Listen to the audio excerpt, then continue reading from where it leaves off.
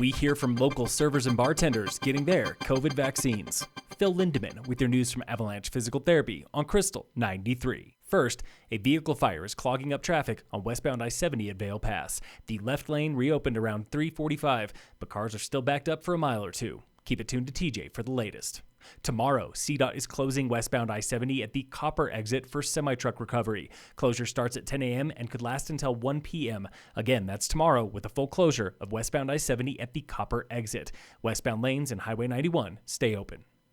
Another holiday, another spike in COVID-19. Public Health Director Amy Wineland. We really believe that this is due to spring break and all the visitors that are here as well. We are seeing quite a few outbreaks in our restaurant industry, social gatherings as well. And destinations like Summit are not alone. County Commissioner Elizabeth Lawrence from yesterday's Health Board meeting. It's not just in our mountain resort communities. I think that's kind of across the country that cases are starting to tick back up a bit.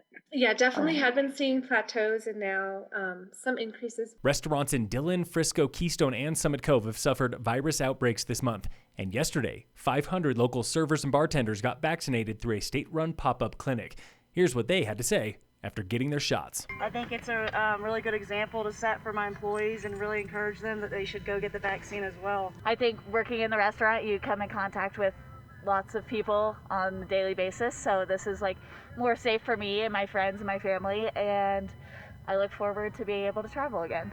It feels like it's my duty to do, keeping everyone safe. I've got a little kid as well, so when we get flu shots, we say, hey, we're doing this to keep everyone safe, not just us. This is for everyone else. These pop-up clinics are coming to Summit weekly now, and County Commissioner Josh Blanchard calls that a big win. We recognize that because of the vulnerabilities we have in our community, being a resort destination community, folks are coming to our county. So we're going to continue to advocate for those vaccines. We're going to continue to advocate for those essential workers and those frontline workers. If you are a frontline restaurant worker, get your appointment online at summitcountyco.gov.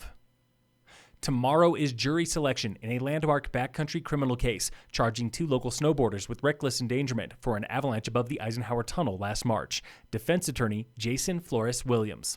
This case has unintended consequences. The director of CAIC cannot be in the business of working with law enforcement. The judge has ordered CAIC experts to be there, denying a request to omit their testimony. The defendants have denied plea deals.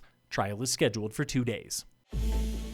This week on the State of Summit. We want skiing and riding to be about skiing and riding, and that means not standing in long lift lines, not having all the powder skied off by 10 a.m., not struggling to park, not struggling to get a seat in a restaurant. That's Catherine Fuller with Arapahoe Basin, explaining why the ski area is selling 10% fewer season passes and lift tickets next season, as their price hits $519, up 30% in 2 seasons. Prices tend to go up every season, but we think that the experience is going to be worth it. Selling less is a strange salvo in the season pass wars, but not as strange as Vail Resorts. Vail today announced the first price decrease in years, slashing the rate for an Epic Pass by 20% from $979 this year to $783 next season. Earlier this month, Icon Pass did the same, cutting rates by 14% to $999 for the full Icon. Loveland is charging $519, up 18% from last season. Copper is $599, same as this season. Tune in again next Wednesday for the State of Summit on Krystal 93. The Dillon Ranger District today named Adam Bianchi as new district ranger. Bianchi is no stranger to Summit. He served as deputy district ranger here before a stint at the Rocky Mountain Regional Office in Lakewood. He takes over for Bill Jackson, now forest supervisor for the Lake Tahoe Basin. In sports, the Nuggets play the Raptors tonight at 5:30. And in local sports, brought to you by American Family Insurance, the Weiss Agency, Race 2 of the Copper Uphill Series is this weekend, March 27th. Get signed up at coppercolorado.com. This race is a traditional wave start. It's one of the few non-virtual events of winter. Phil Lindeman with your news from Avalanche Physical Therapy on Krystal 93.